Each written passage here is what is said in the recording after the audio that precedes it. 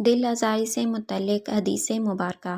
حضرت عبداللہ بن مسعود رضی اللہ تعالیٰ عنہ سے روایت ہے کہ نبی کریم صلی اللہ علیہ وآلہ وسلم نے فرمایا، مسلمان کو گالی دینا فسق ہے اور اسے قتل کرنا کفر ہے۔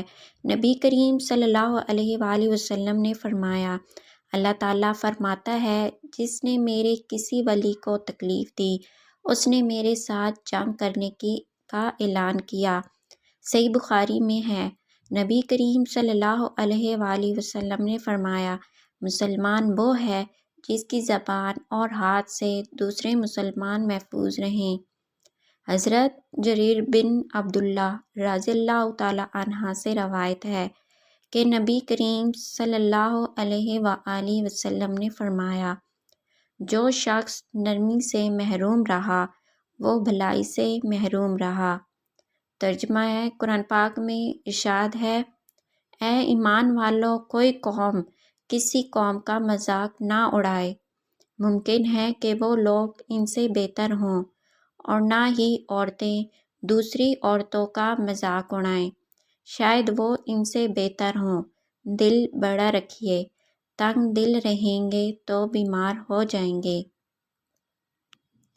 اور انسان کی بیماری کی بہت سی وجوہات میں سے ایک اس کی تنگ نظری اور دوسری اوروں کی دل آزاری ہوتی ہے۔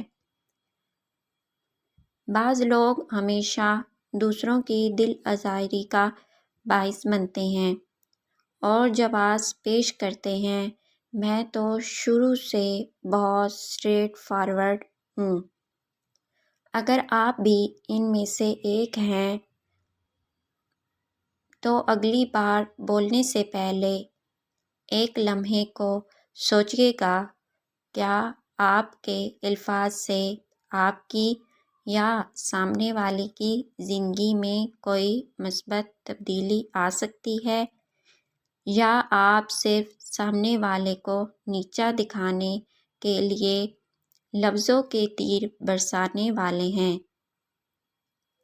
اگر اس سے صرف دوسروں کی دل آزاری مقصود ہے تو آپ اسٹریٹ فارورڈ نہیں، بد اخلاق ہیں، اور یہ عادت اللہ تعالیٰ کے ہاں سخت ناپسندیدہ ہے۔ اپنی اسٹریٹ فارورڈ کے چکر میں اپنے خالق کو ناراض مت کریں، کیونکہ یہ زندگی عارضی ہے۔ کل کو آپ کے منہ سے نکلی ہر بات کا جواب طلب کیا جائے گا، اور اس عدالت میں بد اخلاقوں کی ایک نہیں چلتی۔ دل دکھانا نہ صرف دوسروں کو تکلیف دیتا ہے بلکہ اللہ تعالیٰ کے ہاں بھی ناراضگی